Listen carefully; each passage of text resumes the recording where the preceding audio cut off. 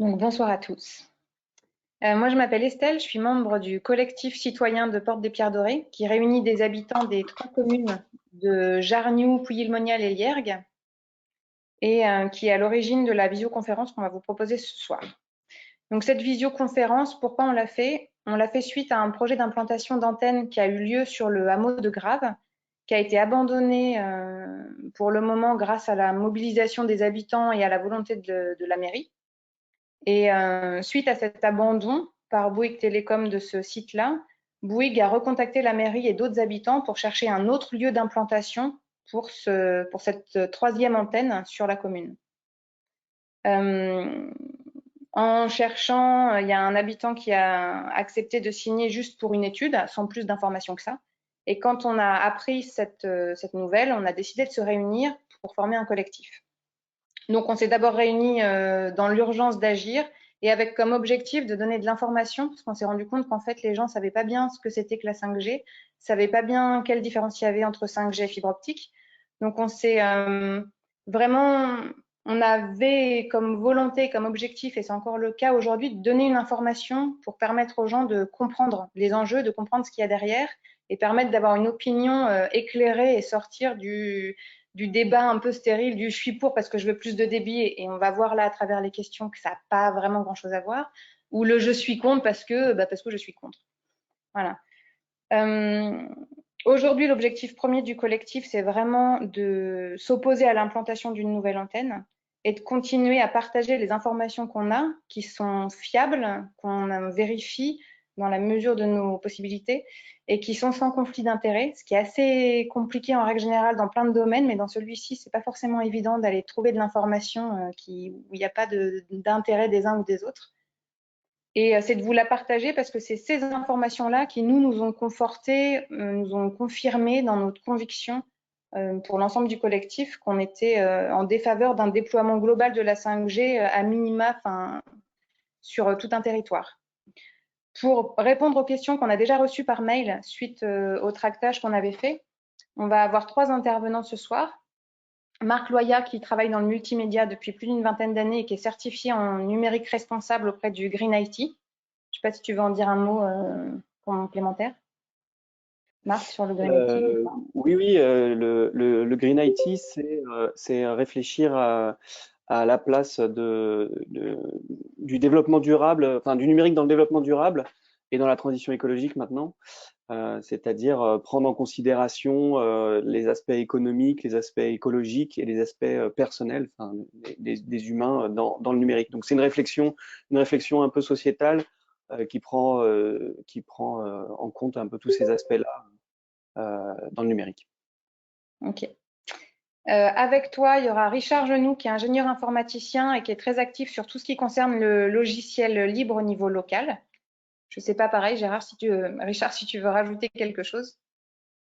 Oui, tout à fait. Moi, ça fait quoi? Ça fait ouais, 15-20 ans que je suis dans le logiciel libre et que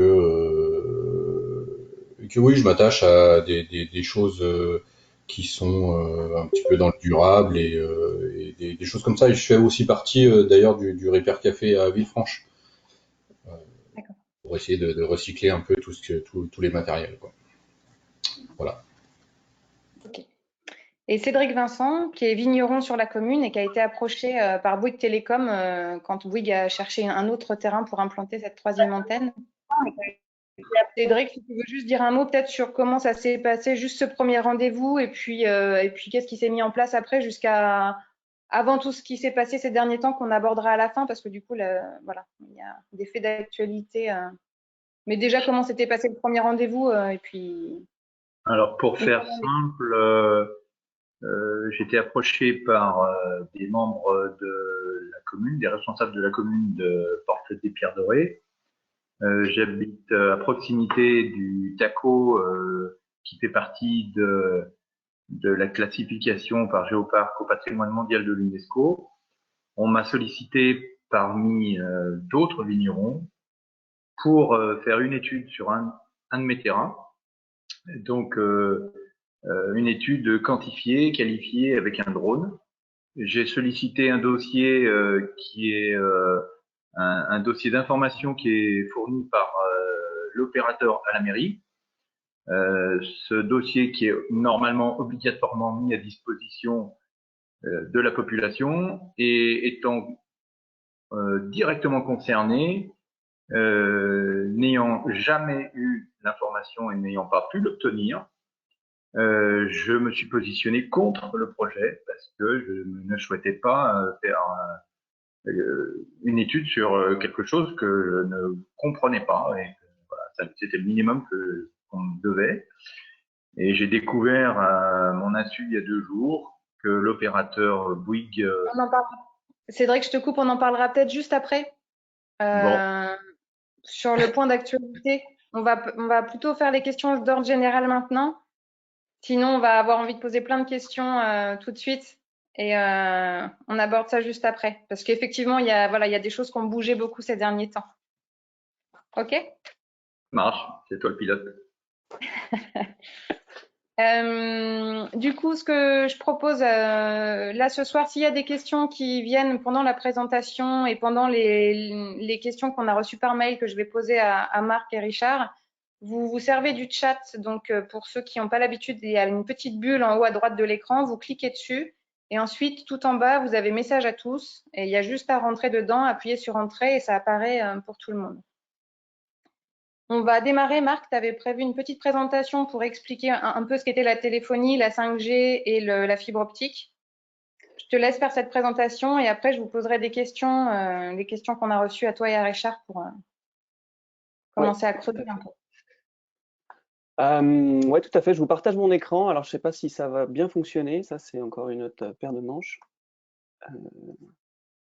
Est-ce que vous voyez mon écran?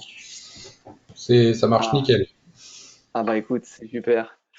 Voilà, donc je vais essayer de rester le plus succinct possible, mais c'est histoire d'avoir les quelques bases et Richard va m'aider là-dedans. Donc on va essayer vraiment de survoler. On va être volontairement très très léger. On rentre pas vraiment dans la technique. Si vous avez vraiment des questions précises, on pourra les aborder après. Mais on fait vraiment les bases pour qu'on puisse savoir exactement de quoi on parle quand on parle de 5G. Et on commence par le téléphone. Le téléphone, c'est 2 pots de yaourt qui se connectent par un fil. C'est comme ça que ça commence. Et ça n'a pas beaucoup évolué depuis, mais un peu quand même. Et notamment avec l'arrivée de la téléphonie sans fil il y a quelques dizaines d'années maintenant,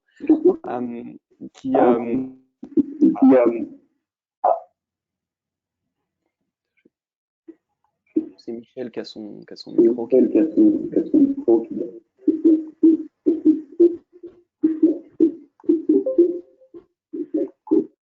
Hop, pardon. Donc voilà, donc la téléphonie sans fil, c'est encore avec un câble entre les antennes, mais entre le téléphone qu'on appelle le terminal et l'antenne, il n'y a pas de câble. Donc c'est pour ça qu'on dit sans fil, c'est qu'entre le téléphone et l'antenne, on n'a pas de câble. Et la communication se fait par des ondes hertziennes. Après, Richard, n'hésite pas à dire, à rajouter des choses qui te semblent intéressantes. Oui, tout à fait. Effectivement, c'est comme on disait, c'est comme tu le disais, c'est par ondes hertziennes, exactement comme la radio. Hein, quand on écoute la radio, c'est sur 105.5 ou ce qu'on veut en mégahertz. Les téléphones, c'est exactement la même chose, sauf que en plus, un téléphone, il va être capable d'émettre. Donc, c'est comme s'il y avait 2 fréquences, un 105.5 et un 105.7 à côté, un pour écouter, l'autre pour parler, et donc le téléphone est en lien double avec une antenne, et exactement comme si c'était deux ondes FM. Et ça va bouger entre la 2G et la 5G finalement. Donc quelque chose d'assez simple en définitive, conceptuellement c'est assez simple. Faut bien se rappeler que entre 2 antennes, entre au milieu, entre les deux antennes relais, il y a vraiment beaucoup de matériel. Voilà. C'est pas uniquement de téléphone à téléphone. On parle d'Internet aussi, parce que la 5G, c'est pour accéder particulièrement à Internet sur nos téléphones, sur nos smartphones. Internet, comment ça se passe chez nous? Souvent, quand on a Internet à la maison, on a une box Internet et elle est reliée, notre ordinateur est relié à cette box par un câble, ou alors on a un ordinateur portable et avec le Wi-Fi, on peut se connecter à Internet. Sur notre smartphone, c'est pareil, avec le Wi-Fi, on peut se connecter à Internet à la maison. Et la rapidité d'Internet, on a envie que ça aille très vite, Internet, on a envie de pouvoir être plein en visio sur Internet, on a envie de pouvoir jouer en réseau, de regarder des films, etc. Et on a envie que ce soit rapide. Et pour que ce soit rapide, la question qui se pose, c'est qu'est-ce qu'il y a derrière la box? Est-ce qu'on est branché à l'ADSL? Vous avez peut-être entendu parler d'ADSL, au câble ou à la fibre. On va rentrer un peu plus tard là-dedans, mais en gros, en fonction de la connexion qu'il y a dans votre box, vous allez avoir accès plus ou moins rapidement à Internet. Vous allez pouvoir faire plus ou moins de choses sur Internet. Internet, je pense que tout le monde l'utilise aujourd'hui. C'est devenu quelque chose d'extrêmement courant. On a des centaines et des milliers d'usages sur Internet tous les jours, qui sont des services qui peuvent être assez formidables, tels que la visioconférence en cas de pandémie, par exemple, ou et des choses plus ou moins utiles.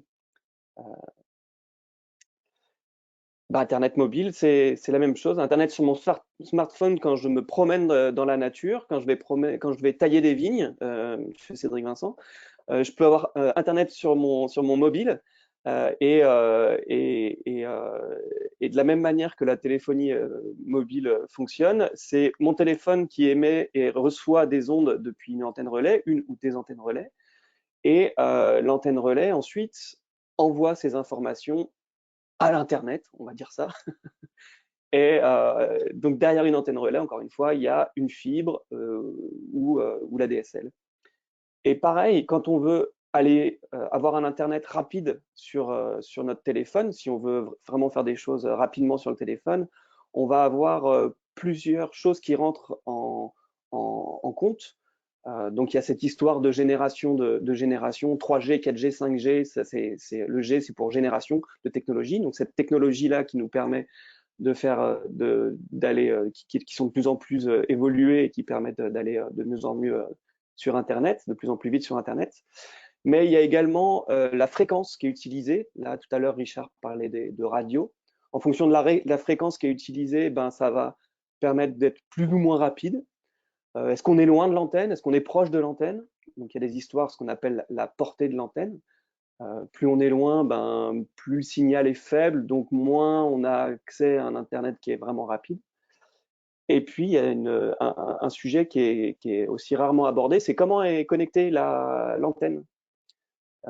J'ai appris tout à l'heure en regardant une vidéo très intéressante que des fois, il y avait des antennes 4G qui étaient formidables, c'est super, on est juste à côté, on a une super réception, mais par contre, l'antenne relais elle-même est reliée à la DSL. Donc, en fait, on a beau avoir un Internet, une promesse de vitesse, on n'a pas la vitesse derrière. Voilà. Les fréquences, du coup, on en a un peu parlé. Tout à l'heure, tu en as un peu parlé, Richard. C'était ces histoires de... Oui, et d'ailleurs, ça, c'est ce que tu disais sur les fréquences. Il y en a qui vont loin ou pas loin. Et c'est l'image que tu as mise qui m'y fait penser, c'est que c'est exactement comme la FM et les grandes ondes. Enfin non, le poste en fait que tu as mis, qui était très bien. Puisque maintenant les grandes ondes, bon, il faut être un peu plus de notre âge pour connaître ça. Et effectivement, les grandes ondes, on peut traverser des pays entiers en fait sur une même fréquence. On arrivait à faire des communications entre presque la France et l'URSS uniquement avec des grandes ondes, alors que la FM, on sait que ça, c'est uniquement au niveau du département et encore, voire au niveau de la ville. et les 2G, 3G, 4G, 5G, c'est un petit peu la même chose sur les fréquences. Alors, on va pas faire de la France jusqu'à l'URSS, mais il y a certaines fréquences qui vont nous permettre d'aller à 300 mètres plus loin et d'autres qui vont permettre d'aller à 20 km plus loin. Et, euh, et en gros, la règle, c'est plus la fréquence est basse, plus on va loin, et plus la fréquence est élevée, plus il y aura de place pour avoir du débit, mais moins on ira loin.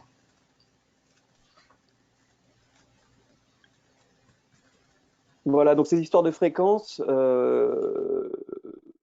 quand on parle de 5G, on parle forcément de fréquences. Donc voilà, la 5G, elle utilise donc des bandes de fréquences. Les bandes de fréquences, c'est des zones, des fréquences qui sont réservées à la téléphonie, à l'usage, à certaines technologies. Et c'est des bandes de fréquences qui appartiennent, enfin, qui sont réglementées par l'État et que l'État vend comme aux opérateurs pour déléguer un peu le service public de la communication. Donc les opérateurs achètent des bandes de fréquences, des zones. Hein, c'est comme tu disais sur la radio tout à l'heure, Richard, entre 90.2 et 105.2, bah, c'est à moi. Et maintenant, j'en fais ce que je veux là-dedans. Et donc, les opérateurs achètent ces bandes de fréquences et ensuite vont les exploiter pour qu'on puisse accéder de nos téléphones sur Internet. Et la 5G propose 3 bandes de fréquences et elle est prévue pour utiliser 3 bandes de fréquences qui ont des propriétés différentes. On a vu tout à l'heure que donc plus la fréquence est basse, plus la portée va être importante. C'est le cas de cette première fréquence là que je vous montre à l'écran, les 700 MHz. Donc les ondes vont aller très loin, elles vont être captables très loin, ça va bien rentrer dans les maisons, etc. Par contre, ça ira pas vite. Voilà, Internet, ça va être mou du genou. Sans mauvais jeu de mots, mon cher Richard. Euh, euh, il y a une fréquence qu'on appelle la fréquence cœur de la 5G, qui est la 3,5 GHz. Donc ça, c'est une nouvelle fréquence qui est ouverte, que l'État a vendue vraiment aux opérateurs, sachant que la 700 existait déjà. Et cette fréquence-là, c'est celle qui nous intéresse à Pouilly pour nos usages sur le téléphone. C'est-à-dire que cette fréquence-là, c'est celle qui sera potentiellement installée, qui est déjà installée d'ailleurs, sur notre commune, sur certaines antennes, et qui va nous servir pour aller sur Internet de nos téléphones, sur Internet très haut débit. Et il y a cette troisième bande de fréquence qui est le 26 GHz, qui ne sera jamais installée à Pouilly, faut espérer en tout cas, qui a une portée absolument ridicule, puisque c'est de l'ordre de 150 mètres ou 300 mètres. Donc ça, c'est vraiment une fréquence qui va être utilisée quand il y a énormément de monde dans un endroit, comme un hall de gare ou un stade lors d'un match de foot. Voilà. Donc ça c'est de ça dont on parle quand on parle de la 5G, c'est l'utilisation de ces 3 bandes de fréquences. Sachant que la 4G, la 2G, la 3G utilisent d'autres bandes de fréquences ou partagent des bandes de fréquences avec ça, avec la 5G ou entre elles. Je sais pas si tu as quelque chose à rajouter là-dessus, Richard. C'était juste des points de détail sur enfin c'est limite une anecdote sur la bande 26 GHz. En fait, donc c'est quelque chose qui nous intéresse peu, mais c'est vrai que dans les stades, ça peut être des antennes même mobiles en fait. Il suffit d'avoir une liaison fibre et et d'apporter l'antenne qui va tenir dans une boîte à chaussures, parce que les antennes 26 GHz, c'est vraiment des ondes millimétriques. Donc ça prendra très peu de place et ça peut être transporté d'un stade à l'autre, quoi. Mais par contre, pour la bande des 3 Go 5 ou même la bande des 2 Go 1 qui est pour la 4G, euh, comme ça va être utilisé pour arroser, j'allais dire, des villes, faut que ce soit des choses qui soient en hauteur pour avoir un peu plus de portée, puisqu'il ne faut pas que ça s'arrête à du relief. Et ah oui, et j'ai mis la bande de 2 Go un peu sur le tapis parce que c'est quelque chose qu'on sait assez peu, mais la 5G a été construite autour de la 4G. Donc c'est vrai qu'on parle souvent de ces trois bandes-là, mais il y a aussi la bande 2 Go qui fait partie intégrante de la 5G. En fait, la 4G a été promue comme étant de la 5G, ça a été réfléchi un peu comme ça. Alors, bien sûr, il faut changer de téléphone, tout ça, mais ça reste des bandes de fréquences qui sont assimilées 5G, enfin qui vont être assimilées 5G dans les années futures. D'ailleurs, c'est déjà le cas sur notre commune, c'est-à-dire que la 4G a été promue en 5G ici, sur les mêmes fréquences. Et Euh, sur le coup de la 700 MHz, c'est vrai que c'est des choses, comme tu disais, qui ont très peu de débit. Et par contre, la portée, ça va être une quinzaine de kilomètres à peu près. Donc ça, clairement, en ayant vu les cartes qui sont autour de Pouilly, déjà, c'est clairement, Pouilly est clairement couverte par ces bandes de 700 MHz qui vont servir à la voix, je suis pas sûr, mais par contre pour tout ce qui est un peu objet connecté, tout ça, ça rentre clairement là-dedans et là pour le coup il n'y a pas besoin d'autres antennes vu que les autres antennes soient 2,5 km si je ne m'abuse. Donc là on a une couverture qui est largement bonne quoi. Tu veux dire que je vais Il y a pouvoir utiliser la... mes chaussettes connectées enfin? Tout à fait. Ah, yes! Et puis il y a la fibre optique qui avance, qui arrive. Voilà. Euh, voilà, bah, on veut des gros tuyaux, on veut que ça aille vite. Toujours, on veut que ça aille vite. On aime bien Internet quand ça avance et qu'on n'a pas obligé d'attendre pendant des heures que la page se charge, que la vidéo pixelise, etc.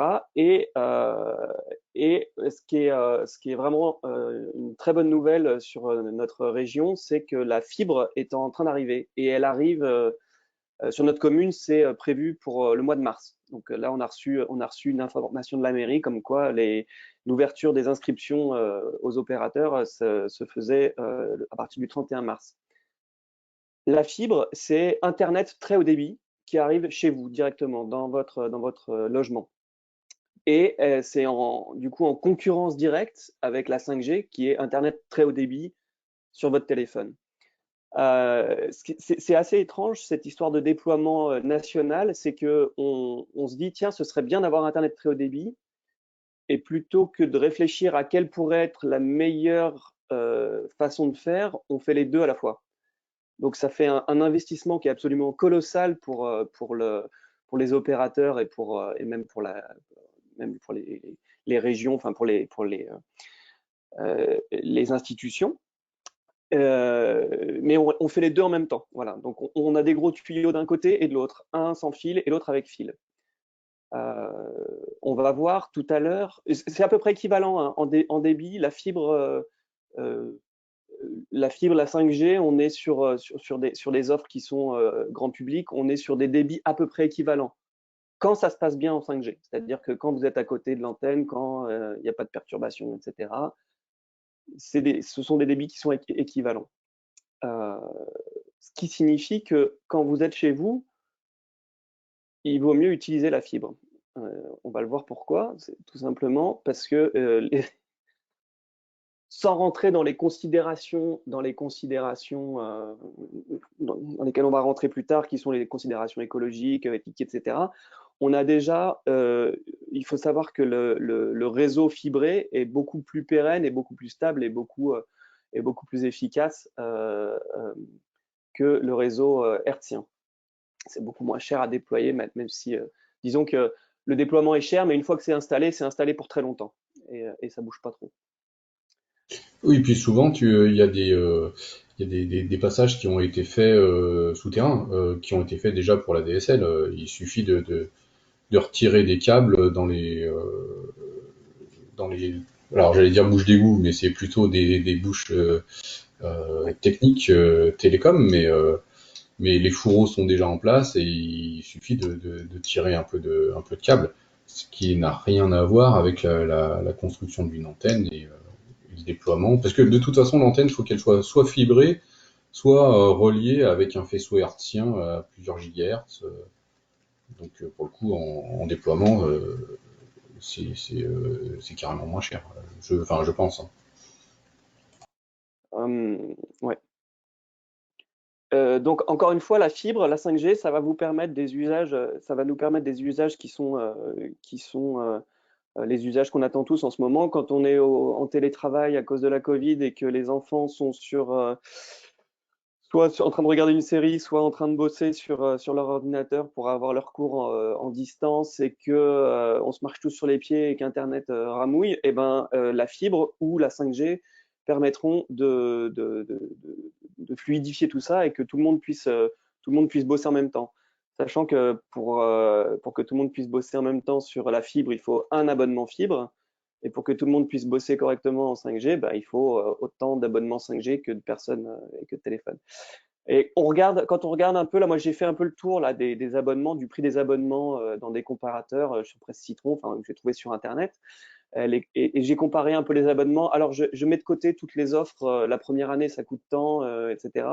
Je regarde sur le long terme. Et on voit que l'abonnement, moi je paye l'abonnement ADSL à la maison, c'est de l'ordre de 30 euros, 25 euros. Euh, En fin mars, là, moi, je vais acheter un abonnement, enfin, je vais m'inscrire à la fibre et j'aurai de l'ordre de 40 euros. Voilà. Si j'achète un abonnement, l'abonnement 4G que j'ai sur mon téléphone, d'une dizaine d'euros. Et un abonnement 5G, en fonction des conditions que vous allez avoir, le nombre de données que vous voulez avoir, etc., ça peut aller de 20 euros à 95 euros là, actuellement en France. Sachant J'ai aussi, pardon, excuse-moi, c'était juste pour dire que j'avais aussi un abonnement fibre actuellement là depuis 3 ans. Et maintenant, je suis à 35 euros avec le débit à fond les manettes, quoi. ouais. Et en illimité, réellement illimité, puisque il y a ça aussi qui est très rigolo sur l'intitulé des forfaits de téléphonie. L'illimité, il y a toujours une petite astérix derrière. Souvent, c'est pas tout Internet. Il y a des sites ou des ports qui sont bloqués. Enfin, c'est autre chose que la fibre où là réellement on a possibilité d'aller de partout, quoi. J'en profite, messieurs, pour vous couper parce que il y avait des questions sur la fibre. C'est le moment, à mon avis, d'y répondre. C'était des questions sur à qui il faut s'adresser pour le raccordement, combien le raccordement coûte et la comparaison possible avec les divers opérateurs. Bon, Ouais. là, Alors, là, là, aujourd'hui, il y a les opérateurs se sont partagés un peu les territoires pour équiper le territoire, pour éviter d'avoir 4 fibres qui arrivent à la maison. Ils se partagent le gâteau, ils se disent, bah, toi, tu t'occupes de tel coin, moi, je m'occupe de tel coin, et puis après, on partage le réseau. Donc, en fait, on va pouvoir s'adresser à tous les opérateurs. Donc, on peut s'adresser à Free, à Orange, à SFR, à Bouygues. Voilà, c'est agnostique quelque part. Ils se sont mis d'accord là-dessus.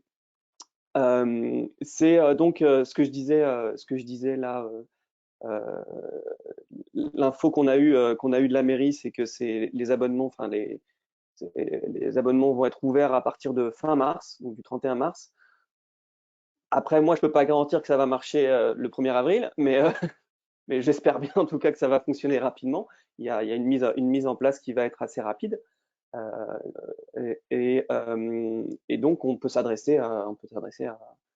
Et ben en fait, ensuite, ben, vous allez chez l'opérateur qui vous convient pour aller voir les conditions d'abonnement qui vous conviennent.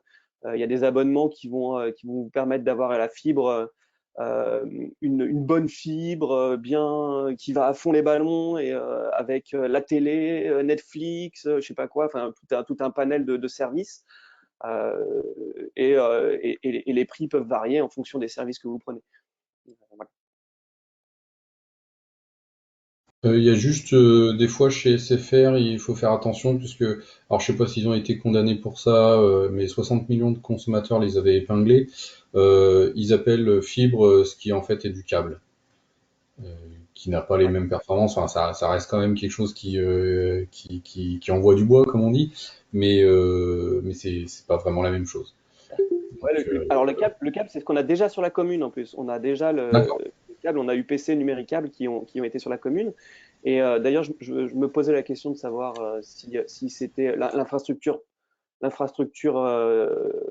centrale du câble, malgré tout, c'est quand même de la fibre, me semble, non? Je dis une bêtise. Et c'est que entre le raccordement et la maison qu'on a du câble coaxial ou Ah oui, de toute façon, oui, il y a toujours le câble va pas aller jusqu'à un DSLA, enfin jusqu'à une maison mère ou quoi que ce soit. Effectivement, il doit y avoir de la fibre au bout d'un moment. Euh, mais, euh, mais oui, SFR faisait généralement du câble, enfin c'était du câble. Et, et j'en profite pour voir une question dans le chat. Tous les opérateurs ne répondent pas forcément en même temps. Ce qui s'est passé dans mon quartier à Villefranche, c'est que généralement il y a un opérateur qui se charge de fibrer pour tout le monde, et ça fait qu'il a l'exclusivité pendant un an. Donc en gros, on est obligé d'aller chez lui. Généralement, la première année, c'est à un tarif un peu plus bas. Et au bout d'un an, après, on peut changer d'opérateur. Et c'est ah ouvert oui, à tout le d'accord. monde. Ça, faut voir en effet comment ça se passe. Parce que moi, quand je suis allé voir la page de SFR qui était proposée par la mairie, il y avait le choix de tous les opérateurs. Donc ça, faudra qu'on creuse quand même pour vérifier. On le mettra Après, sur notre site internet pour vérifier comment ça fonctionne réellement, quoi. oui, Et après, peut-être qu'il y a des villages où les opérateurs se tiennent un peu la main et ils se disent, bon, ben voilà, on met tous de l'argent dans le même panier, et puis comme ça, après, ils ont tous le droit de proposer en même temps. Pourquoi pas? ouais, on vous donnera des retours d'expérience le plus vite possible dès qu'on en aura. Ouais, Il y avait une question sur Marc, oui. oui, c'est Eric. Je peux vous dire, moi, j'ai regardé effectivement le lien pour tester l'éligibilité chez moi, hein, donc sur l'IERG. J'ai regardé les différents opérateurs et pour l'instant, il n'y a que SFR qui donnait des dates, enfin, qui donnait une éligibilité sur l'IERG, enfin, sur à mon adresse. Et donc, pour l'instant, j'ai pu prendre que rendez-vous avec SFR. Donc, ils ont peut-être une primauté pendant un certain temps. Peut-être un mois justement parce que tu parlais de fin mars toi tout à l'heure. Donc c'est peut-être cette période de mars où on peut uniquement prendre rendez-vous avec des techniciens pour se raccorder. Moi j'ai un rendez-vous le 6 avril pour la petite histoire et normalement je suis censé l'avoir dans l'après-midi. On verra. Mais voilà, c'est peut-être ça l'histoire. Et ben ouais, alors du coup, moi je sais que Free j'ai été en contact avec un gars de chez Free et qui me disait qu'il fallait les appeler, les contacter pour voir notre éligibilité. C'est-à-dire ils ont peut-être un petit truc à voir directement. Marc, Marc, on a, Il on y a avait pas une mal de question. questions, on a pas mal de questions auxquelles va falloir répondre après si on veut pas s'éterniser trop dans le Ouais, temps pour que ça dure pas trop Ouais. longtemps. Il va falloir qu'on passe aux questions pour pouvoir répondre à toutes celles qu'on a reçues. yes. Il y avait juste le prix du raccordement. C'est pas à nous de payer le raccordement, c'est l'opérateur qui paye le raccordement jusqu'à la maison. Voilà, c'est fiber to the home. Wow.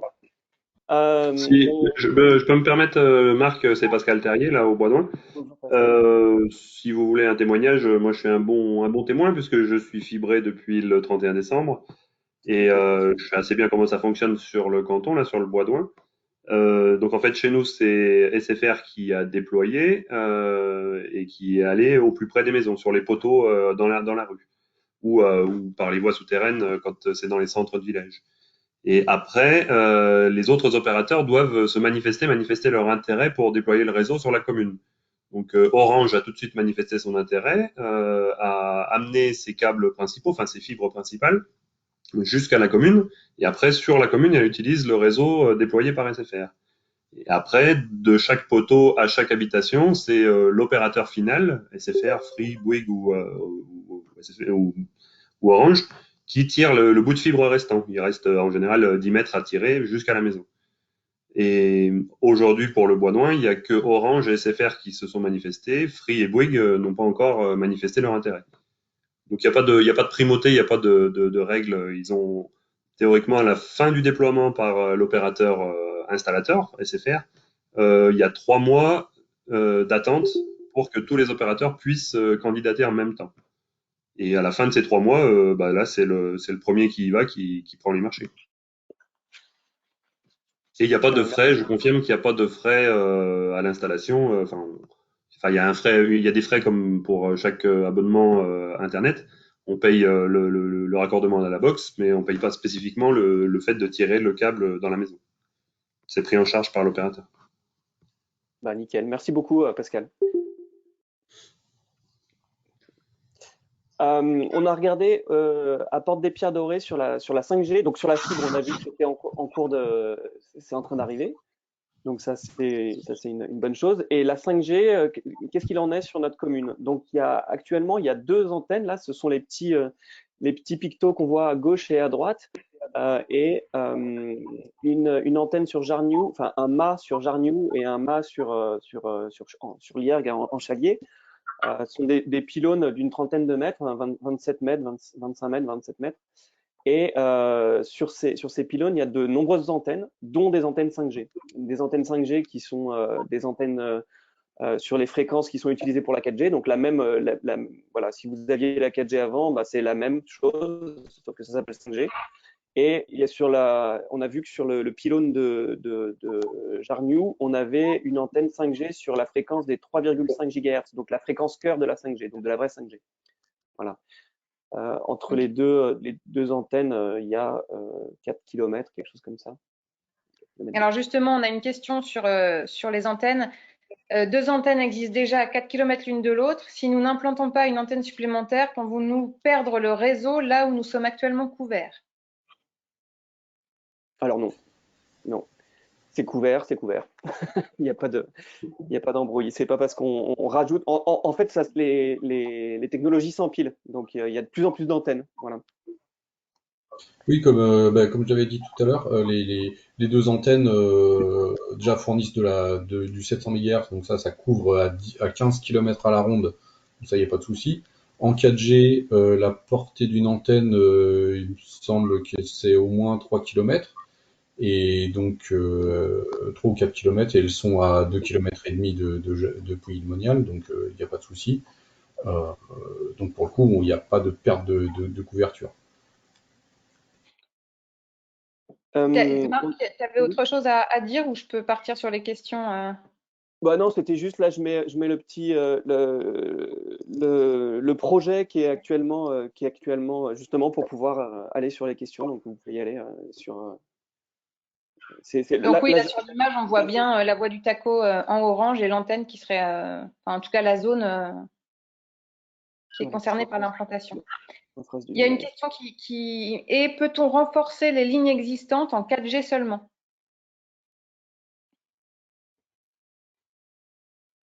Moi, j'allais dire oui, on peut toujours, enfin renforcer.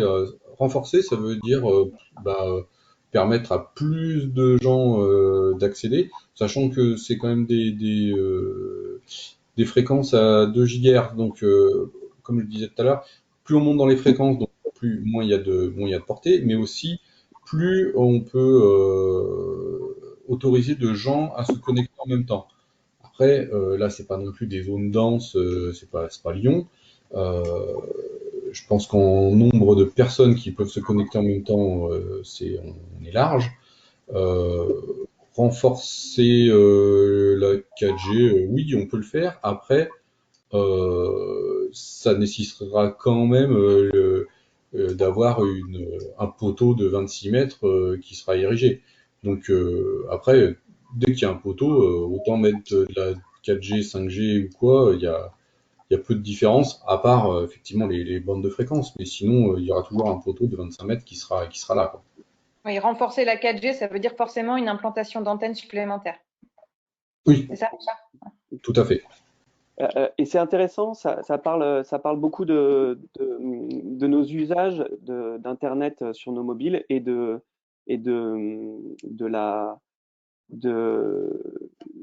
des projections qui sont faites aussi par les opérateurs. C'est-à-dire que les opérateurs aujourd'hui font des projections, le débit enfin le trafic va augmenter de 40% dans les 2 ans à venir, etc. Ce sont des projections qui sont faites nationalement, voilà, on considère que le débit, le trafic va augmenter. Et ce qu'on voit en fait, dans l'expérience, c'est que plus on met des gros tuyaux, plus on les utilise. Et s'il n'y a pas de gros tuyaux, ben, on les utilise pas. Donc, dès qu'il y a des gros tuyaux, on les utilise. Donc les projections, elles sont faites aussi pour dire, bah, il va y avoir plus de monde, mais il va y avoir plus de monde qui circule sur les routes, mais est-ce que c'est parce qu'il y aura des plus grosses routes ou est-ce que, enfin voilà, je pense que dans nos campagnes, on n'a pas spécifiquement besoin de mettre des gros tuyaux.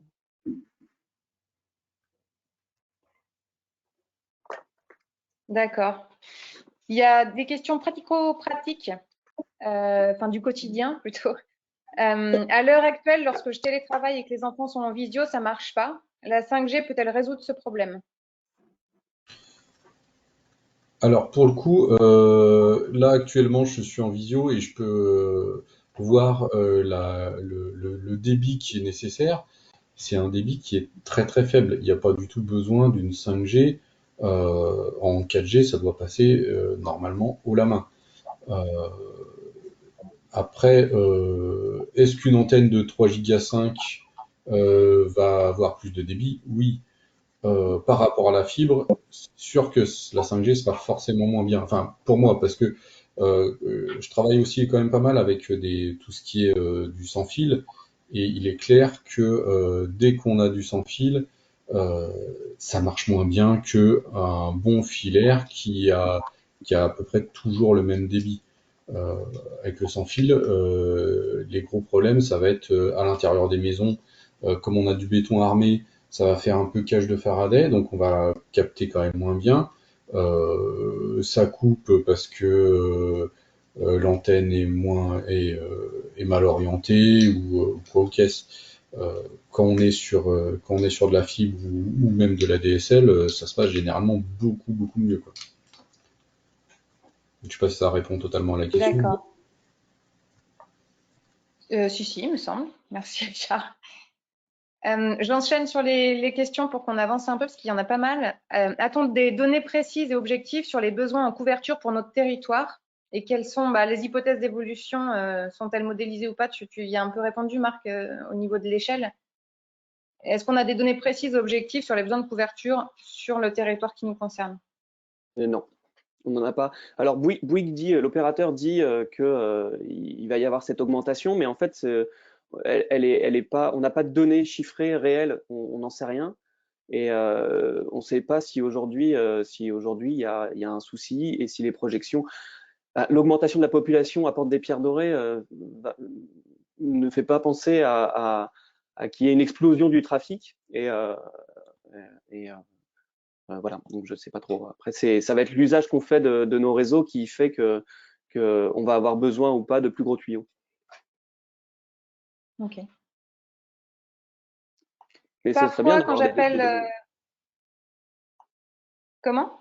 ce serait bien d'avoir des données plus claires. Oui.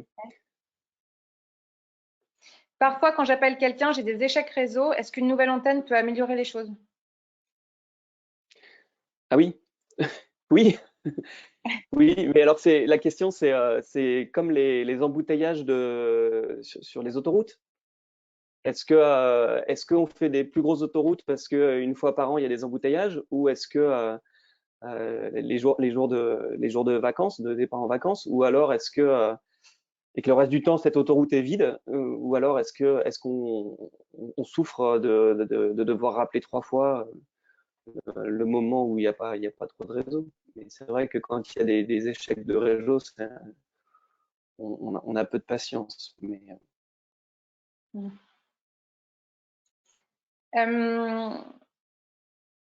Est-ce qu'on sait s'il existe une distance minimum d'implantation entre une antenne et une école?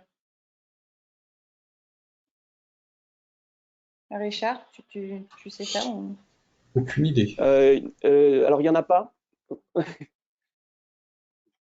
Il me semble qu'il n'y en a pas, D'accord. mais il y a des règles spéciales quand on est proche des écoles. Les opérateurs ont des conditions, doivent prouver des choses, doivent mesurer. Il y a plus de preuves à apporter sur la façon dont les antennes sont orientées, quelles sont les mesures qui sont faites, etc. Donc les opérateurs doivent apporter des choses. Ah, il y a Cédric qui veut dire quelque chose. Si je peux me permettre, sauf erreur, je crois avoir lu qu'on préserve les enfants au moins à 100 mètres. On dit qu'il n'y a pas de risque, mais par prévention, il semblerait que ça soit une consigne. Donc, enfin, dans un périmètre quand même, il y a quand même une grosse réflexion à ce sujet-là. Après, à vérifier sur la distance, mais je crois que c'est 100 mètres. Ouais, c'est ça, c'est un principe de précaution qui est important parce que ça pose tout de suite ça oriente le débat tout de suite sur la discussion sur la question sanitaire et quels sont les effets des ondes. Et c'est vrai que il y a un consensus scientifique comme quoi les ondes, globalement, les ondes électromagnétiques ont un effet sur le corps humain. On sait que quand le soleil brille et qu'il y a des UV, ben, on bronze, ça nous réchauffe la peau, ça nous réchauffe les tissus. Et c'est la même chose avec les ondes électromagnétiques qu'on utilise. Moi, je ne mettrais pas ma main dans un micro-ondes, par exemple. C'est on sait que les ondes réchauffent les tissus humains. Et c'est ce critère-là qui est utilisé pour réfléchir à l'innocuité ou non des ondes. C'est-à-dire qu'on se dit, bah, si on arrose d'ondes de telle fréquence pendant tant de temps, euh, quel va être le réchauffement du tissu humain? Est-ce qu'on est au-dessus? Est-ce qu'on est en dessous? Et ce qui est étonnant avec ces questionnements-là, c'est que ce sont des normes qui ont été un peu définies dans les années 60 et qui n'ont pas trop bougé depuis. C'est des normes qui n'ont pas bougé. Et c'est des partis pris, en fait. Les gens voilà, il y a des partis pris. Par exemple, entre les Américains et les Russes, qui ont fait un peu des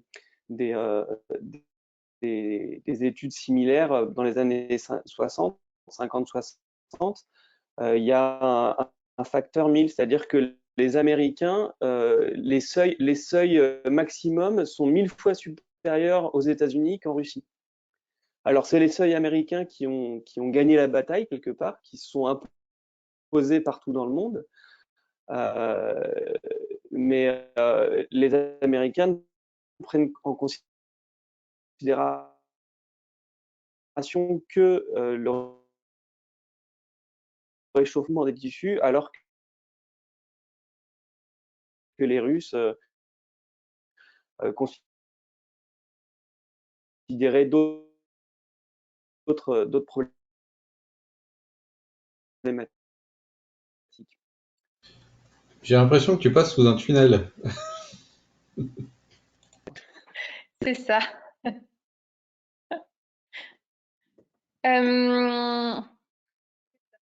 Est-ce qu'on a, puisqu'on était sur la controverse sanitaire un petit peu, est-ce qu'on a, il y avait des questions qui tournaient autour de ça, à savoir quelles étaient les nuisances apportées par les antennes. Là, tu as un peu ébauché pour l'Institut sur quoi elles ont été faites, les normes, comment elles ont été posées.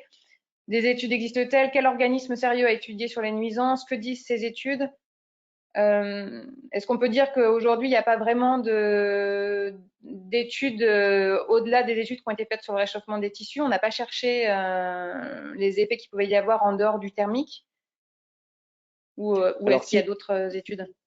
Si, il y a d'autres études qui ont été faites, il y en a pas mal, mais c'est assez fascinant, c'est que ces études-là, elles sont toujours décrédibilisées. Ce sont des études qui sont la plupart du temps indépendantes et elles sont décrédibilisées par l'organisme qui fait office de référence auprès de l'OMS, auprès des organismes européens, mondiaux, etc. Et cet organisme-là explique toujours que les études sont partiales et qu'elles sont pas bien faites. Par exemple, il y a eu pas mal de recherches sur les souris, les laboratoires, comme d'habitude. on les arrose d'ondes et puis on se rend compte qu'il y a des tumeurs qui arrivent. Bon, mais non, c'est partial, ça va pas. Donc, bon, c'est toujours une question un peu compliquée parce que le consensus scientifique, il est uniquement autour de ce réchauffement de tissu, mais on veut surtout pas aller ailleurs. Et il s'avère que cet organisme qui est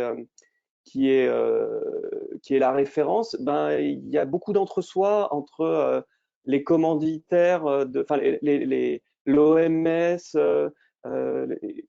tout ça, c'est un peu le même monde. Alors j'ai un schéma, j'ai un petit schéma qui est intéressant, qui a été fait par Gauthier. Attends, je vais essayer de partager mon écran à nouveau. Hop.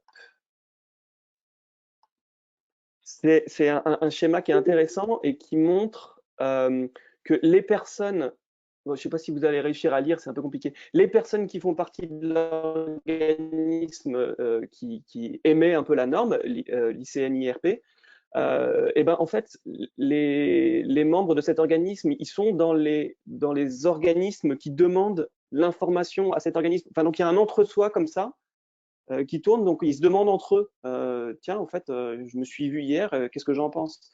Et il y a aussi du conflit d'intérêts parce que cet organisme-là est financé par des opérateurs.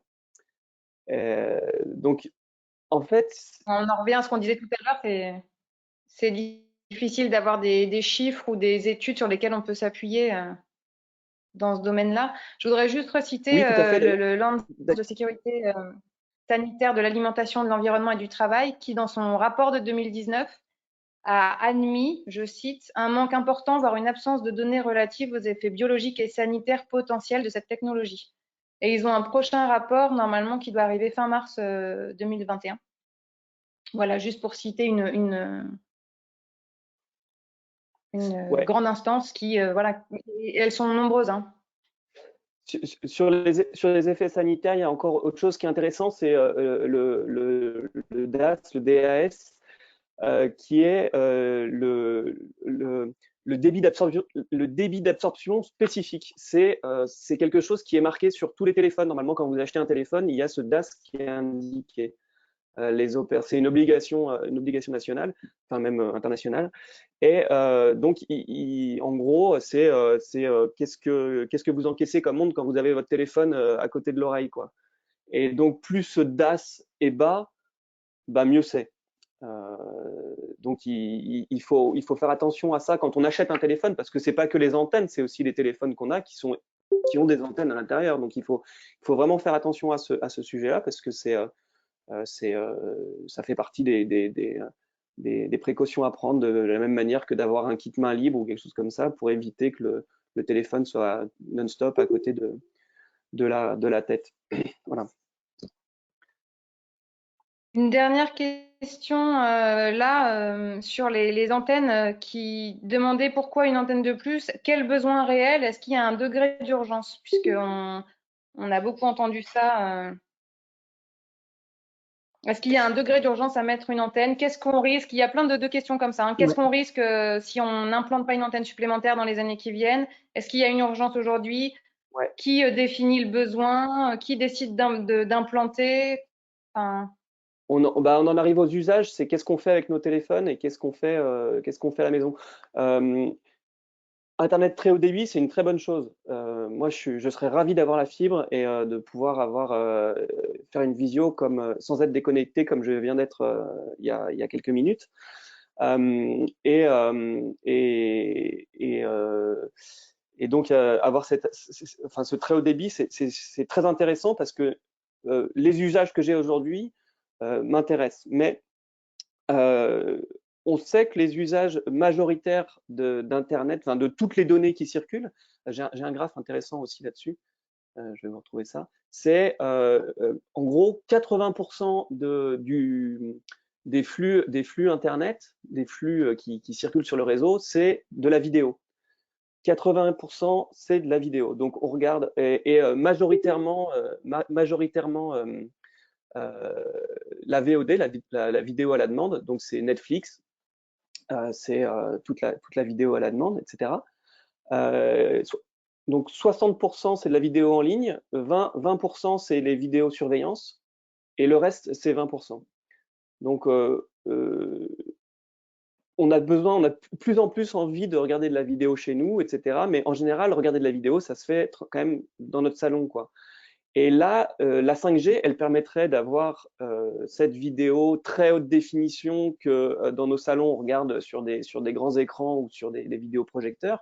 Là, c'est la même possibilité d'avoir de la vidéo en très haute définition, mais sur un téléphone qui mesure 20 cm². Donc c'est complètement aberrant en fait. En gros, ça nous permet d'avoir des choses qui sont pas très utiles. La réalité augmentée, la réalité virtuelle, les jeux là, vous savez, avec les lunettes, là, les casques, etc. Ça c'est pareil, c'est le genre de truc qui se fait plutôt à la maison. Vous n'allez pas aller à la boulangerie avec un casque de réalité augmentée, quoi. Enfin, voilà.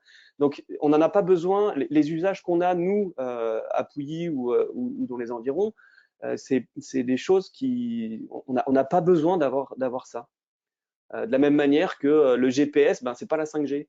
Le GPS, c'est par satellite, c'est pas la 5G. Donc, ça va pas améliorer les choses. De la même manière que vous n'allez pas regarder un film en 4K sur votre téléphone pendant que vous faites du vélo. Enfin, les usages qu'on a aujourd'hui d'Internet ne nécessitent pas d'augmenter les tuyaux en mobilité. Il y a des choses qui sont abordées dans la communication des opérateurs. C'est des choses comme les smart cities, la voiture autonome, etc. Et ça, ce sont des choses qui concernent les villes et pour les voitures autonomes, quand ça sortira, ça concernera ce sera certainement pas par chez nous, quoi. Ça concernera les gens qui ont déjà un chauffeur aujourd'hui. Donc, en fait, ils n'ont pas besoin d'avoir de voiture autonome. Ce serait tellement cher. Et puis de toute façon, comme pour les smart cities, tout ça, c'est pas énormément de données qu'on veut faire transiter. C'est plutôt des données, on veut être sûr qu'elles arrivent. Et ça, c'est la partie de la 5G qui est sur la bande des 700 MHz, où votre village est déjà largement couvert, vu que c'est des antennes qui portent à 15 km, et il y en a deux qui sont à moins de 3 km autour de Pouilly. Donc, pour le coup, c'est tout ce qui est Internet des objets, Smart Cities, la couverture, elle est déjà là. Je voudrais juste aborder une autre question avant de revenir sur des choses qui vont être plus locales et puis donner la parole à Cédric pour terminer parce que je vois l'heure qui tourne et pour conclure sur l'état d'avancée du projet ici. J'aimerais juste revenir sur une question qu'on a eue au sujet des moratoires qui sont demandés sur le déploiement de la 5G aujourd'hui et qui sont, il y en a à Marseille, Strasbourg, Besançon, Bordeaux, Grenoble, Bourg. À savoir, est-ce qu'une petite commune comme la nôtre a le droit de déposer également un moratoire ou est-ce que c'est réservé aux grandes villes? Et je voulais juste, pour ceux qui ne sont pas au courant, donner l'information que dans les moratoires, souvent, c'est pour le déploiement de la 5G, mais ils sont pour un déploiement de la fibre pour réduire la fracture numérique, donc ils insistent sur ce déploiement-là. Et que dans les arguments qui donnent contre le déploiement de la 5G, il y a une grosse inflation de la consommation électrique. Et il y a le fait que ça puisse permettre la collecte de données personnelles. Je trouvais intéressant juste d'aborder ce point-là parce que ça nous permet d'aborder la controverse un peu éthique de la 5G, le fait que c'est une technologie de plus qui va venir fragiliser un réseau et que l'Internet des objets connectés, c'est aussi une surveillance plus ou moins implicite. Et on l'a vu il n'y a pas longtemps, comment les systèmes se fragilisent et peuvent se faire de plus en plus facilement hacker. Alors, je ne sais pas si Marc, si tu veux dire un mot là-dessus. Le pouvoir des mairies. J'avais en tête l'exemple le pouvoir des mairies, c'est un peu compliqué parce qu'il y a la directive, elle vient de l'État. On a la chance d'avoir un élu parmi nous. Peut-être qu'il aura des éléments supplémentaires, mais ce qui peut être fait au moins, c'est une délibération du conseil municipal pour inciter le préfet à demander un moratoire. Les moratoires qui sont émis par les communes aujourd'hui, ils sont rapidement déboutés, quoi. Mais s'il y a la population qui est derrière, mais si au fur et à mesure, de plus en plus de gens s'oppose au déploiement, etc., il y a quand même sans doute des choses qui peuvent se jouer. Alors après, moi, c'est pas mon domaine de prédilection. À cet endroit-là, je ne sais pas Et sur, exactement. sur le fait que ça peut fragiliser un réseau, sur le fait que l'Internet des objets connectés, Oui, alors ça, qui nous est par contre, vendu un peu en paquet. ouais, par contre, la 5G, c'est là, on nous vend du rêve en nous disant vous allez avoir, je sais plus, 30 milliards d'objets connectés en plus d'ici 2 ans. Alors moi personnellement, ça me fait absolument pas du tout rêver parce que les objets connectés, c'est un truc de dingue, mais c'est des trous, enfin, c'est rajouter des trous de sécu de partout, c'est rajouter de l'espionnage chez soi et il faut savoir que, il me semble qu'en Chine, le flux, 70% du flux global est lié à la vidéosurveillance avec reconnaissance faciale. Donc à la surveillance, vraiment à la surveillance de masse. Et donc ça aide à, comment dire, ça vient fragiliser les libertés individuelles et ça vient fragiliser aussi du fait du nombre de terminaux supplémentaires, d'objets supplémentaires qui sont connectés, ça vient fragiliser la sécurité des infrastructures générales. Enfin, on voit bien ce qui vient de se passer à l'hôpital de Villefranche où il y a eu une cyberattaque et où du coup il n'y a plus de service, numérique quoi. Donc c'est dramatique. En fait, plus on est tout numérique, plus on est fragile. Il y a obligatoirement des failles dans un système numérique. Ça n'existe pas sans. Euh, donc plus on rend tout numérique, plus il y a des chances de se faire pirater. Est-ce que vous pouvez dire un mot tous les deux avant qu'on revienne sur des choses plus locales, sur les conséquences environnementales, sur la fabrication des antennes au niveau de l'extraction des minerais, au niveau voilà, de tout ce coût avant Ouais. l'objet fini et avant la consommation électrique?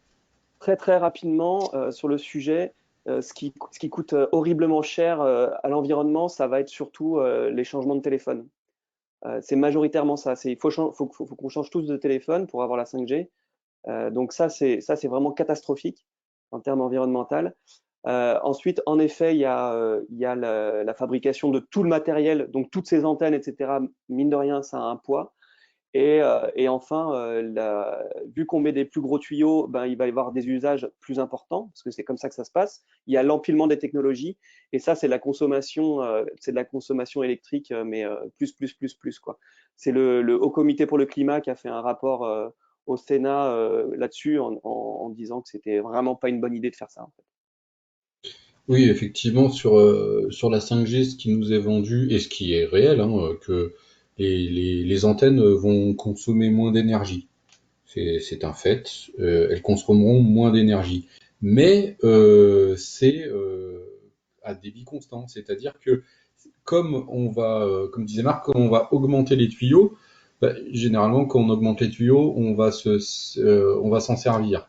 Euh, c'est comme les films. Il y a peut-être 15 ans, on avait des DivX à 700 mégas, et puis maintenant, c'est des Blu-ray à 26 gigas. Donc, on se sert de plus de débit et on regarde du Netflix en 4K et dans 5 ans, ça sera du 8K. Et donc, le bénéfice qu'on va retirer d'une 5G qui va consommer un peu moins, il sera complètement contrebalancé par une utilisation avec plus de données qu'on va vouloir télécharger en fait. Il y a un sujet qui est super intéressant aussi avec le numérique dans son ensemble, c'est les ressources que ça utilise. Un iPhone, c'est une quarantaine de ressources de métaux différents, de matières premières différentes. Et ça, il y a un épuisement des matières premières qui est vraiment imminent.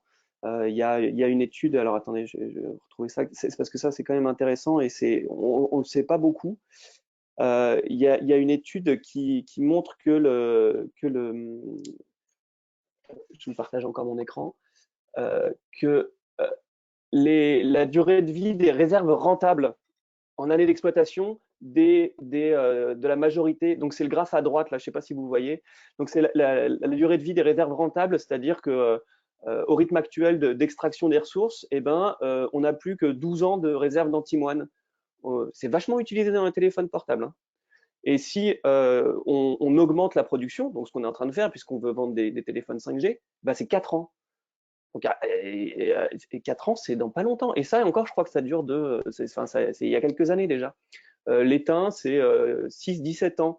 Le plomb, 7-18 ans. L'or, 7-18 ans. Enfin bon, il y a énormément de ressources qui arrivent à épuisement. Alors, c'est pas un vrai épuisement, mais en tout cas, c'est une raréfaction qui fait que ça va être de plus en plus énergivore à aller les extraire. Et donc ça, c'est quelque chose dont on entend peu parler. On commence à entendre parler. Le gouvernement même commence à le dire en faisant dans sa feuille de route, en disant qu'il faut éviter de renouveler trop souvent son téléphone, son ordinateur, etc. Mais c'est ça qui est étonnant, c'est que d'un côté il dit attends, allez-y mollo, et de l'autre côté il dit allez-y à fond. Il faut absolument déployer pour tout le monde et y aller à fond et mettre des objets connectés de partout. Donc il y a cette injonction paradoxale, contradictoire qui dit bah allez-y, mais n'y allez pas. Voilà. Et c'est ce que je disais aussi, j'avais répondu dans quelques questions dans le chat. Il y a des blagues sur les téléphones 5G, c'est que, comme on a vu, la 5G, ça recouvre plusieurs bandes de fréquences, et un téléphone peut être estampillé 5G, mais ne pas supporter toutes les bandes de fréquences. Donc il va peut-être en supporter quelques-unes, et après, vous allez vouloir racheter un autre téléphone 2 ans plus tard, parce que en fait il supporte pas la bande de 26 Go, et quand vous allez au stade, vous pouvez pas envoyer la retransmission du match en direct en 4K à votre petit neveu. Ça va être des choses comme ça.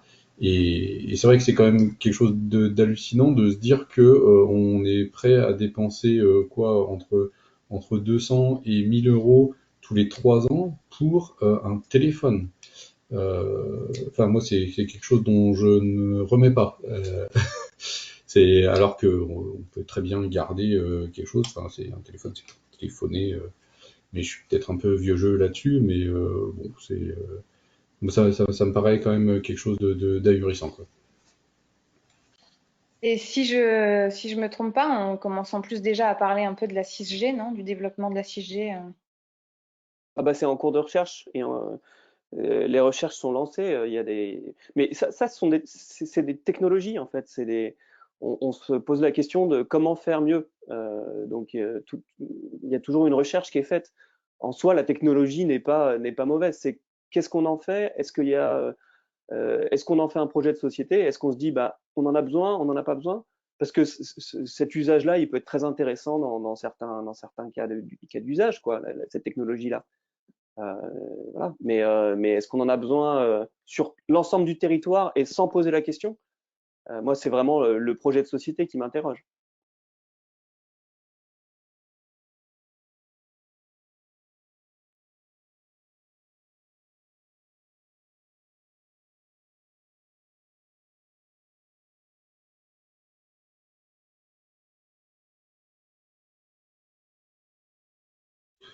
On a dû perdre Estelle, je pense. Ah, c'est ça, elle parle toute seule. Et ça y est, elle a disparu. Ah, bon. Donc, du coup, peut-être, vu qu'on a perdu Estelle, peut-être Cédric, tu peux nous dire un peu comment ça se passe sur la commune, parce que c'est toi un peu qui a eu le plus de liens avec le plus de personnes.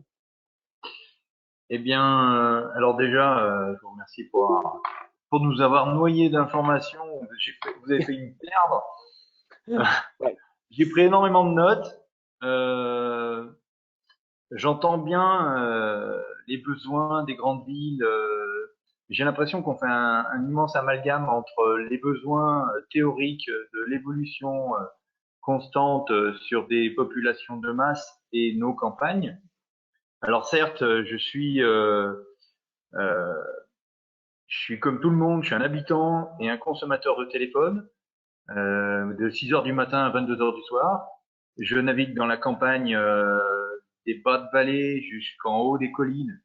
Je n'ai jamais de problème de réseau. J'utilise Internet, j'envoie des photos, comme tout le monde on fait des échanges d'informations. Et du coup, quand vous me dites qu'une antenne peut couvrir 15 km et qu'il y en a deux à 4 km 200 d'écart, ce qui fait 2 km, et que les fréquences qui sont sur ces antennes-là suffisent, et demain, je ne manquerai pas de débit pour continuer à téléphoner et à échanger sur Internet des informations comme j'en ai besoin, mais que je sois en voiture ou sur mon tracteur, j'ai pas besoin de regarder de vidéos parce que ça deviendrait un petit peu dangereux vu la configuration des coteaux chez nous. Si vous voulez, je m'interroge quand même pas mal sur ce qu'on a vraiment envie de nous vendre, les intérêts, les enjeux. Quand on voit que sur le schéma qu'on a fait passer tout à l'heure, on le voyait à peine, mais ce qui m'a amené à partager avec vous l'information, c'est qu'une implantation est prévue à 250 mètres d'une école et à quelques dizaines de mètres d'un site qui est considéré et désigné par le Géoparc comme un patrimoine mondial de l'UNESCO. La Voie du Taco est considérée dans un patrimoine très spécifique et qu'on ne se pose aucune question quant à l'importance, comment dire, l'implication paysagère et les conséquences d'un objet d'une structure coûteuse et qui est une aberration environnementale pour avoir quoi de plus en campagne, je parle. Hein, je parle uniquement du secteur. Je m'interroge sincèrement sur le sérieux des gens qui viennent nous solliciter. J'ai été sollicité pour faire une étude. Comme je n'ai pas répondu, un autre confrère a accepté de faire une étude. On s'est rencontrés il y a 2 jours pour parler de ces sujets-là. Personne n'a l'air de comprendre. Tout le monde subit la situation. Et comme vous le dites, a priori, on n'a pas de réel besoin. Alors si en plus on impacte le paysage, on va balancer des fréquences à des gamins et on va pourrir un site qui est classé au patrimoine mondial de l'UNESCO, ben je dis non. Je dis non. Moi, le chèque, j'en veux pas. Non, mais Voilà. tu résumes bien la situation. C'est bien résumé. Il y a des études qui montrent que les gens qui sont les plus intéressés par le déploiement de la 5G, c'est des jeunes hommes très riches dans les villes, dans les ultra-centres. Donc c'est les gens qui gagnent, c'est les jeunes hommes qui gagnent plus de 100 000 $ par an dans les ultra-centres. Donc on est loin, on est loin nous de cette cible-là, c'est sûr. On a moins d'intérêt. Et en fait, c'est la question qui se pose, c'est est-ce qu'on en a besoin? La réponse, c'est bah non, ça marche bien pour l'instant. Et deuxièmement, est-ce que ça va nous manquer? Bah j'en sais rien, mais on aura de toute façon pour réduire la fracture numérique, Internet très haut débit par la fibre. Donc c'est vers là qu'il faut se diriger parce que voilà. Donc, du coup, la question se pose, bon, est-ce qu'on est obligé d'accepter une antenne? Est-ce que notre président a ouvert des portes pour que les opérateurs nous imposent des antennes dont on n'a pas forcément besoin en campagne? C'est un vrai débat. Est-ce qu'on peut se passer de cette nouvelle antenne qui, a priori, ne va rien apporter de plus?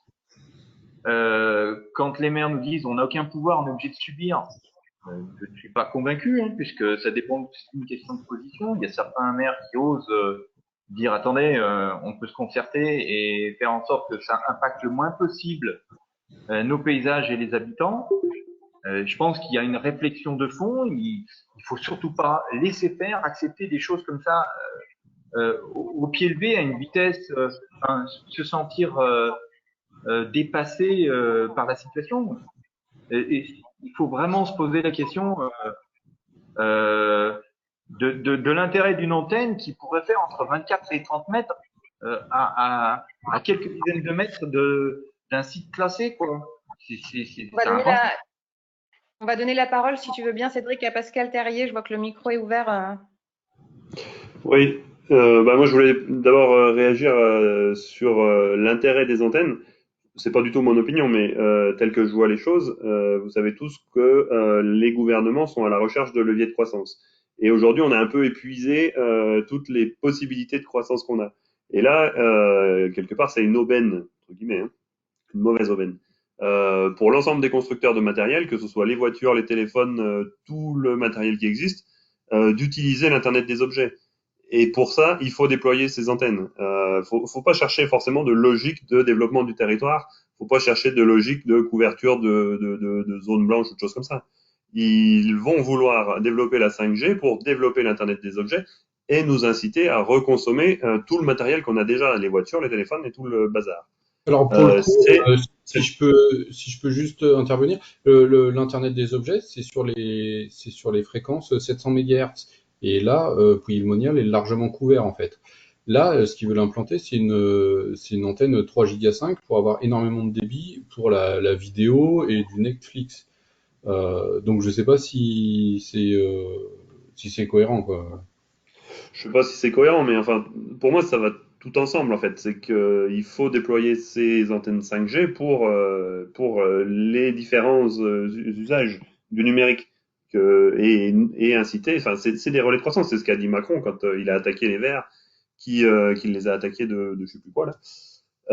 C'était Oui, vraiment ça et le de la l'employé. logique. Oui, voilà. Parce que derrière, il y a un marché phénoménal de remplacement de matériel. Alors peut-être l'Internet des objets, les voitures, tout ça, j'en sais rien. Mais faut chercher plutôt la logique ici. Oui, tout à Après, fait. Je suis d'accord avec toi, Pascal. Je après vois un message. Je vois un message dans le chat. Pourquoi les opérateurs veulent mettre en place la 5G alors que les coûts d'investissement sont colossaux et seront difficilement rentables? Je pense que on est bien sur cette question-là dans l'incohérence complètement des choix de mais société et de ce qui se passe en ce moment. C'est-à-dire que les opérateurs, faut peut-être rappeler qu'au départ, ils ont été très très frileux et qu'on leur fait miroiter aussi à eux une rentabilité potentielle, mais qui aujourd'hui est basée sur rien et qu'ils ont été frileux, mais une fois qu'ils ont fait le pas dedans, ils ont intérêt à ce que les choses se mettent en place parce que c'est extrêmement coûteux, Oui, j'imagine. oui, et c'est aussi le problème de le voisin le fait, donc si je le fais pas, je vais être derrière, je vais être en retard. C'est-à-dire que plutôt que de chercher un relais de croissance à un endroit qui pourrait être utile, qui serait cohérent avec les problématiques de ce siècle, qui sont les crises environnementales majoritairement et sociales, voilà, on continue à s'enfoncer le couteau dans la plaie, à le remuer plus profondément. On a eu vraiment, il y a eu vraiment un raté de l'Internet, de la data des années 2000. On est passé à côté, on s'est planté, donc il faut surtout pas qu'on loupe cette étape-là. Voilà, on court après un lièvre qui court trop vite. Une dernière question. Est-ce que l'opérateur qui va déposer une DP doit justifier par des études indépendantes l'état des fréquences et des zones couvertes ou non? Est-ce qu'il peut imposer une antenne sans déposer de DP? Une double question. là, ça, je peux répondre pour le coup parce qu'on est bien concerné au Bois-Douin. Hein. On a pas mal de sujets d'antenne. Non, il doit absolument avoir une DP qui doit être validée par la mairie. Il y a un mois de délai pour répondre à la déclaration préalable. Et l'opérateur doit déposer à la mairie un dossier d'information sur l'état, bon, alors pas forcément sur l'état du réseau, ça on peut le demander en option, mais en tout cas sur l'information de pourquoi il installe une antenne, quelles seront les fréquences, quelles seront les zones couvertes par cette antenne. Mais bon, ça en général, ils le font, il n'y a pas de souci. Hein, ils sont pile poil dans les clous, ils savent exactement ce qu'il faut qu'ils fassent et ils le font parfaitement dans les délais. Qui a le pouvoir de décider de l'implantation? On demande là dans le chat. C'est le maire enfin le maire, le service d'urbanisme, la mairie qui décide, qui doit accorder en fait. Enfin, c'est là toute l'ambiguïté de ces antennes, c'est que c'est le maire qui doit prendre la décision, mais il n'a pas le droit de refuser.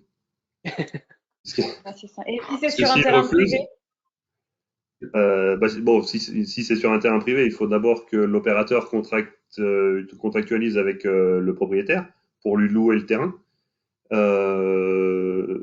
Ensuite, l'ADP, il va falloir qu'on l'examine. La mairie peut très bien refuser, hein, elle a le droit de refuser l'ADP, mais il va falloir justifier pourquoi. Et donc là, rapidement, l'opérateur va soit attaquer, soit redéposer une nouvelle DP. Et il y a un moment, il y a une limite. On peut pas s'opposer éternellement à des déclarations préalables sans raison valable. C'est conforme à la loi. La loi, elle incite les opérateurs à installer. Si le maire s'obstine à refuser, à un moment donné, c'est le préfet qui validera. Je me pose une question, si vous me le permettez. Oui, bien sûr. Vas-y, c'est bon. Puisqu'on a quelqu'un qui est responsable de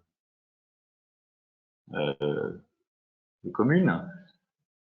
Comment se fait-il qu'après concertation avec mes confrères vignerons sur ce sujet bien compliqué, sur le lieu décidé par l'opérateur d'implanter son antenne, que le vigneron en question n'a signé aucun bail de location et me confirme qu'il n'a rien signé et que l'opérateur Bouygues me demande l'autorisation de faire venir des toupies par mes terrains pour couler la dalle sans tarder.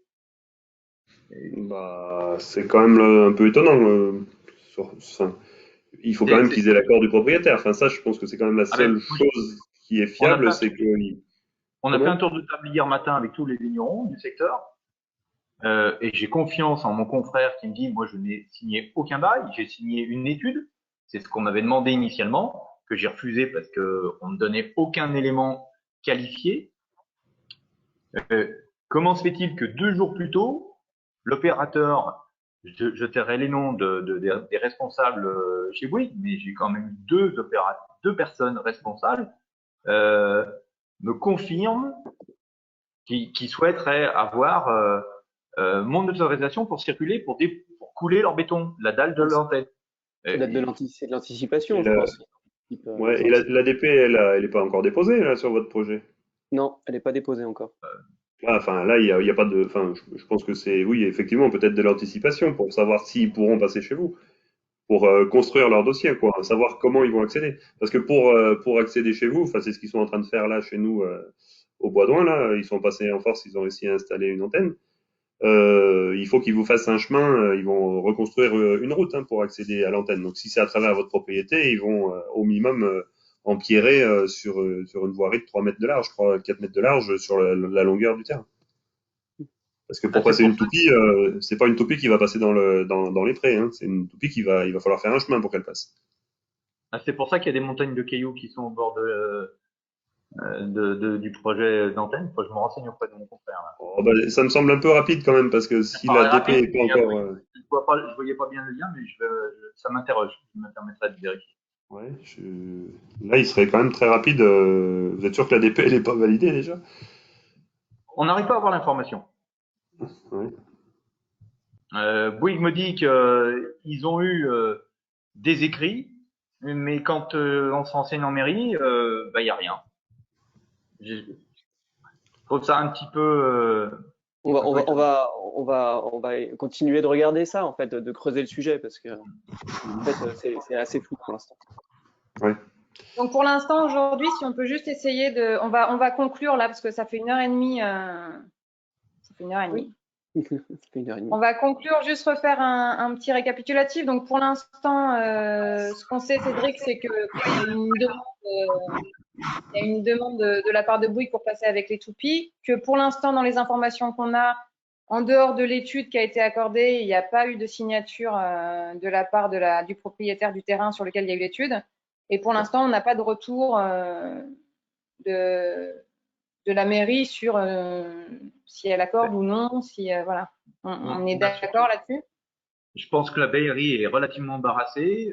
Ils sont assez évasifs sur des sites éventuellement potentiels et tout ça. Et comme moi j'étais approché par l'opérateur Bouygues, on a eu une longue conversation, on a eu une entrevue qui a duré une grosse demi-heure. On m'a rendu très explicite que le seul site étudié et retenu, c'était celui dont on parle maintenant, à proximité de la boîte du taco. Mais on n'a rien, on ne sait pas, on n'a aucune confirmation de personne, à part Bouygues qui me demande s'ils peuvent passer leur toupie sur le site qu'ils ont retenu. Donc, et l'accord qu'ils m'ont, soi-disant, dont ils m'ont parlé, mais Voilà. Et même Déjà, une demande. Ouais, et même une demande écrite à notre cher maire Jean-Paul Gasquet, vous n'avez pas une réponse claire? Alors pour l'instant, il n'y a pas de réponse, mais on va pas rentrer, on va pas aller plus loin sur ces questions-là. Pour l'instant, voilà, on en est à ce stade-là. On On va n'a pas fait de conclure demande ce écrite, soir hein. sur cette vidéo, sur cette visioconférence. Elle a été enregistrée, donc elle sera accessible après sur le site du collectif. On va mettre en place une pétition qui n'est pas encore prête, mais qui va être prête. Et voilà, je ne sais pas si j'oublie quelque chose, mais pour les questions auxquelles on n'a pas répondu ou s'il y a des questions qui arrivent, nous, on s'engage à essayer de trouver l'information et on va mettre une FAQ sur le site, enfin un FAQ sur le site pour voilà, pour recenser un petit peu toutes les questions qu'on a eues là, sur lesquelles on a des informations. Donc, n'hésitez pas soit sur l'adresse mail. Si Jasmine, tu peux la renoter dans le chat, l'adresse mail pour nous joindre, sur la page Facebook ou sur le site internet. Voilà. Et on va vous tenir au courant de la pétition qu'on va lancer là prochainement. Et puis voilà, on va conclure sur le fait qu'on en est à des moments de choix de société importants et de positionnement à prendre et de conviction. On ne sait pas où ça ira, mais en tout cas, ensemble, imaginons qu'on peut faire quand même des choses. Je conclus là. Merci, Estelle. Merci bien, Estelle. Merci à tous de votre participation. Merci Richard, Marc, Cédric et puis tout le monde. Bonne soirée. Merci également. Bonne soirée à vous.